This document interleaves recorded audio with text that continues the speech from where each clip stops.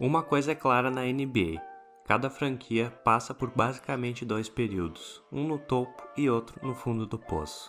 O tempo de cada período é o que muda, onde um time pode passar muito tempo no topo ou muito tempo no fundo, e isso a própria história nos mostra. Olhe qualquer time e você vai perceber os seus momentos de glória e seus momentos de vergonha.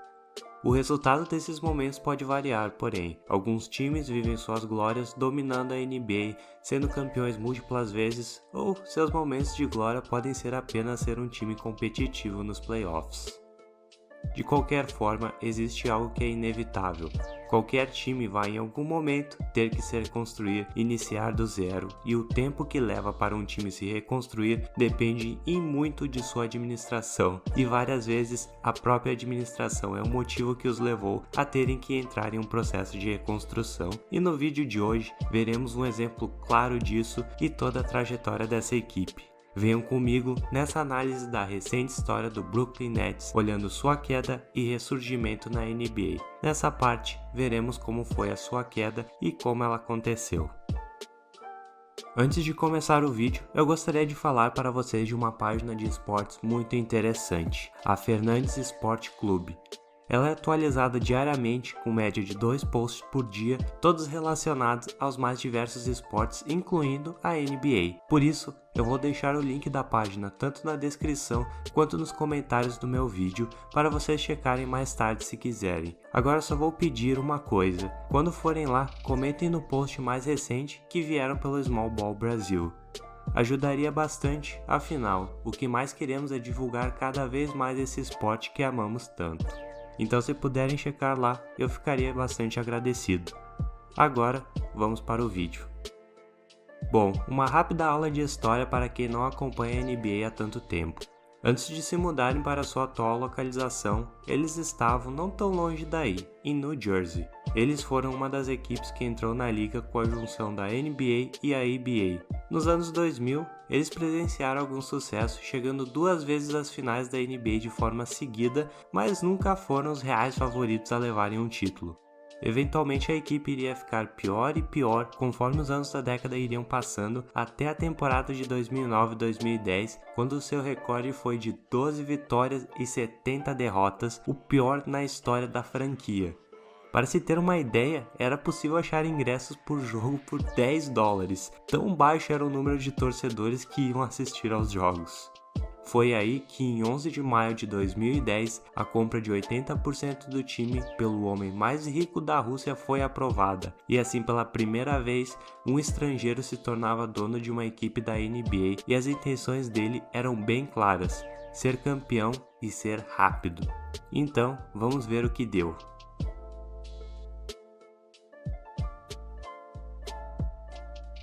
Primeiro a equipe trouxe Avery Johnson como treinador e Billy King como GM.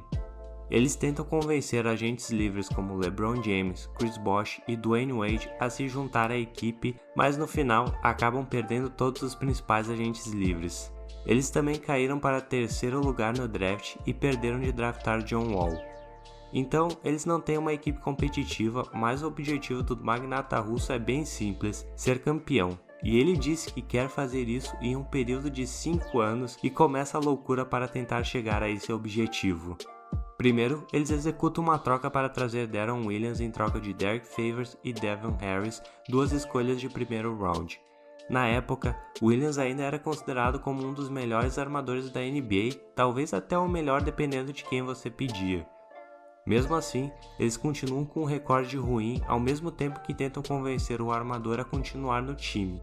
Entre rumores que nunca se concretizam envolvendo Dwight Howard, o time acaba por executar uma troca para trazer Gerald Wallace em troca de jogadores e uma escolha de primeiro round, escolha que se tornaria Damian Lillard. Depois de mais uma horrível temporada, eles se mudam para sua nova casa em Brooklyn e executam mais uma troca, mandando um pacote de jogadores e escolhas para receber John Johnson, que ainda era uma estrela na época, mas honestamente não era nenhum franchise player e já tinha 30 anos, porém ainda era um All-Star. Eles reassinam então com Deron Williams e Gerald Wallace e entram na temporada de 2012-2013 com um time sólido, no plano de concretizar o desejo de seu dono e ser campeão no período de 5 anos, porém, com início turbulento, com 14 vitórias e 14 derrotas, a direção demitiu Avery Johnson e o substituiu por PJ Carlesimo. No final, eles conseguem se recuperar e acabam em 4º lugar no leste, porém, perdem no primeiro round para o 5º lugar, o Chicago Bulls, em 7 jogos. Eles demitem o técnico e trazem Jason Kidd para substituí-lo, mesmo com ele nunca tendo sido um treinador antes. Após isso, uma troca causaria alvoroço na NBA, mudando o cenário da liga.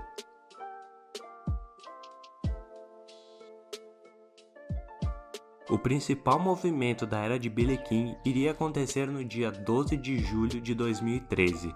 Uma troca com o Boston Celtics foi executada, onde nela a equipe de Brooklyn recebeu principalmente Paul Pierce, Kevin Garnett e Jason Terry, enquanto o Celtics recebeu um pacote de jogadores que incluía Gerald Wallace, além de 4 futuras escolhas de primeiro round. Essa troca deixou evidente que a equipe estava indo com tudo para tentar ser campeão, e naquele tempo muitos parabenizaram eles e os colocavam como um dos favoritos no papel. Esse time até poderia ter dominado a liga, se o ano fosse 2008.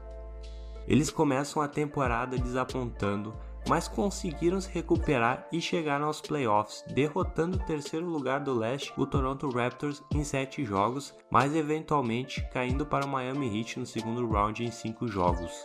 Com o fim da temporada, eles novamente decidem trocar o técnico e, por fim, Paul Pierce decide sair da equipe na agência livre, assinando com o Washington Wizards.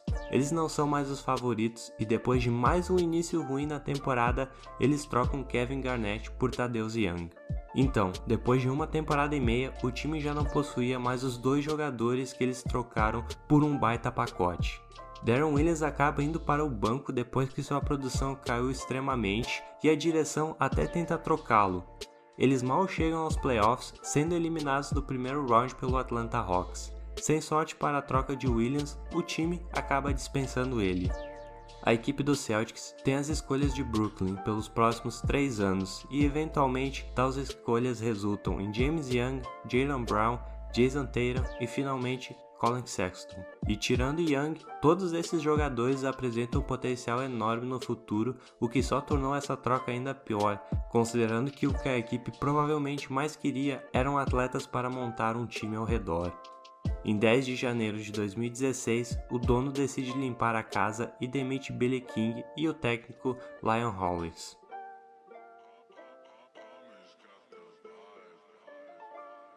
A equipe é uma das piores da NBA e não pode nem usar suas escolhas já que elas pertencem ao Boston Celtics. Sua queda foi tão rápida que nem mesmo o próprio Celtics achava que essas escolhas iriam ser usadas tão cedo assim. E no final, a equipe do Nets fez tudo isso pelo quê? Por uma série de 2º round apenas. Nesse momento, o time enfrenta pela frente um duro processo de reconstrução, sem escolhas, sem perspectivas de disputar nada ou de conseguir bons agentes livres. Os jogadores que vieram através do sacrifício de suas futuras escolhas nem estão mais no time e agora basicamente a equipe é composta por atletas que passaram de seu auge ou nem deveriam mais estar na NBA. E assim, a maioria de nós vê essa equipe presa em um processo de reconstrução que vai durar muito tempo. E os fãs da franquia provavelmente sentem um vazio, já que as esperanças para o futuro próximo são quase zero. Nesse momento então, qual é o futuro do Nets? Como uma equipe sem escolhas altas no draft vai se reconstruir? Qual vai ser a estratégia agora que eles estão no fundo do poço, ser uma das piores equipes da NBA que não pode nem usufruir de suas próprias escolhas e não tem nenhuma perspectiva de atrair bons nomes na agência livre? Fiquem ligados para a parte 2. Obrigado e até a próxima.